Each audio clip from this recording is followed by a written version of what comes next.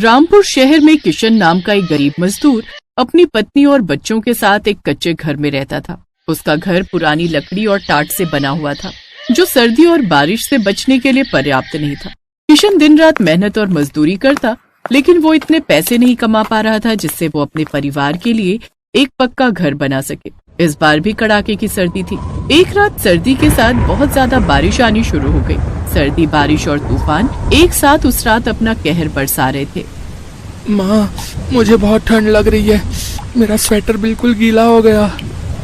माँ, मुझे भी बहुत ठंड लग रही है, सारे कपड़े बारिश के पानी से गीले हो रहे हैं। सुनो जी, घर की छत पर एक टाट की चादर और बिछा दो, बारिश का सारा पानी हमारे ऊपर गिर रहा है। बच्चों को भी बहुत ठंड लग रही है, ये कंबल पूरी तरह से भीग चुका है।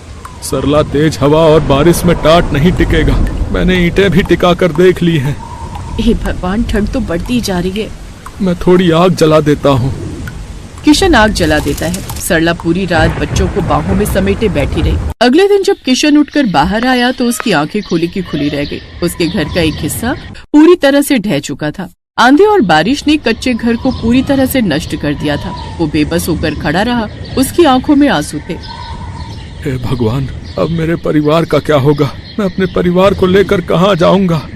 सुनो जी, हमारे पास तो अब रहने की कोई जगह नहीं। ठंड से कांपते हुए ये रात तो निकल गई, पर आने वाली अगली कई रातें हम कैसे गुजारेंगे? किशन के पास कोई रास्ता नहीं था। परिवार के नाम पर रामपुर में उसका कोई नहीं था। अगले कई दिनों तक किशन सड़कों पर ही दिन गुजारता रहा। एक दिन किशन को एक गोदाम में कंटेनर में सामान भरने की नौकरी मिल गई, जिससे किशन को रोजाना के पैसे मिलने लगे। एक शाम जब किशन कंटेनर में सामान ढोने के बाद छुट्टी के समय जाने लगा, तब उसके मालिक ने उससे कहा, किशन, वो पुराना कंटेनर अब काम का नहीं है, बेकार हो चुका है, इसमें जंग लग गया है, इसे किसी कबाड़ी वाले को बेच दो। किशन ने उस कंटेनर को ध्यान से देखा तो उसके मन में एक विचार आया। अगर ये कंटेनर मैं रख लूं और इस कंटेनर का घर बना लूं तो परिवार को रहने की जगह मिल जाएगी। मालिक से बात करता हूँ। क्या हुआ किशन, किस सोच में डूब गए? मालिक, क्या आप इस कंटेनर को मुझे दे सकते हैं? मेरे घर परिवार के काम आ जाएगा।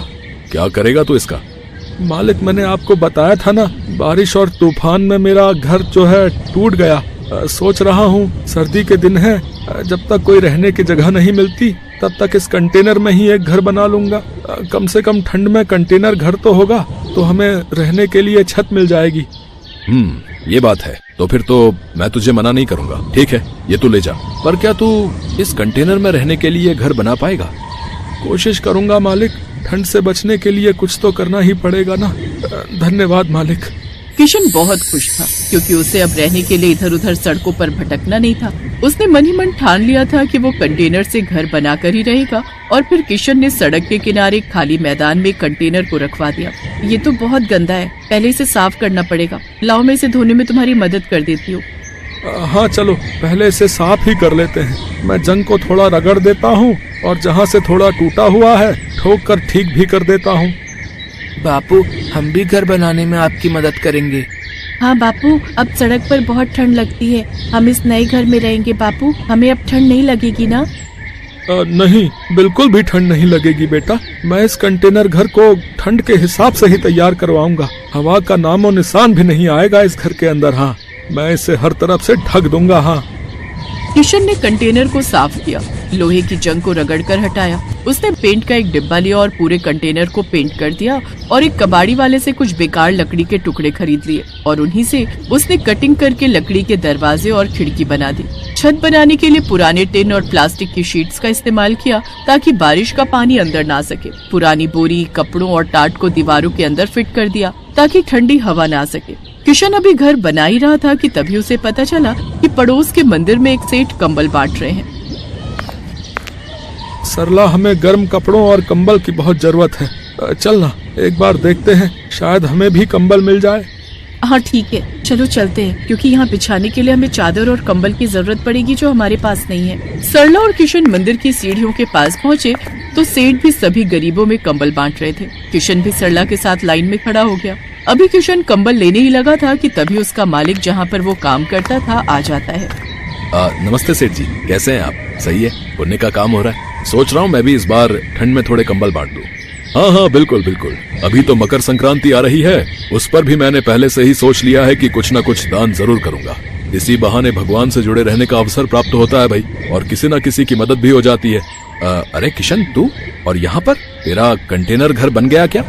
जी मालिक, तैयार तो हो गया है, पर बिछाने और ओढ़ने के लिए कोई गर्म चादर या कंबल नहीं था। सुना कि मंदिर में ये सेठ जी कंबल बांट रहे हैं, तो वही लेने आए थे।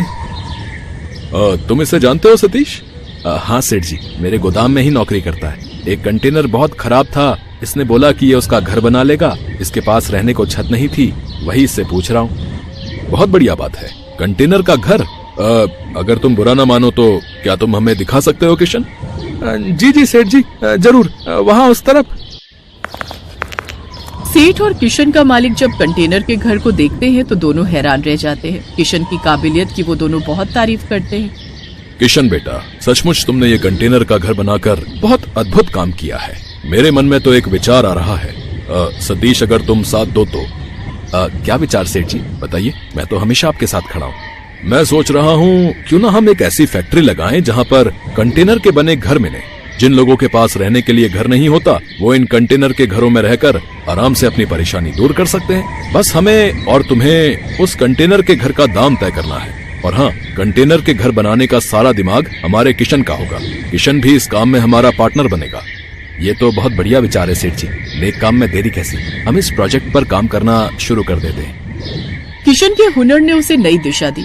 सेठ और उसके मालिक के साथ मिलकर उसने कंटेनर के घर बनाने का काम शुरू किया, जिसके लिए उसे अच्छी पेमेंट मिला करती थी, क्योंकि अब वो उनका पार्टनर बन गया था। किशन इन सब के लिए भगवान को धन्यवाद कहता है। किशन में एक खासियत थी, वो भले ही आज अमीर बन गया था, पर उसने बहुत से गरीबों को ठंड में कंटेनर घर मुफ्त में बांटे। और किशन ने कंटेनर घर में ही एक साथ बहुत से लोगों के रहने की सुख सुविधाएं भी देनी शुरू कर दी, क्योंकि वो जानता था कि गरीबों का दुख क्या होता है।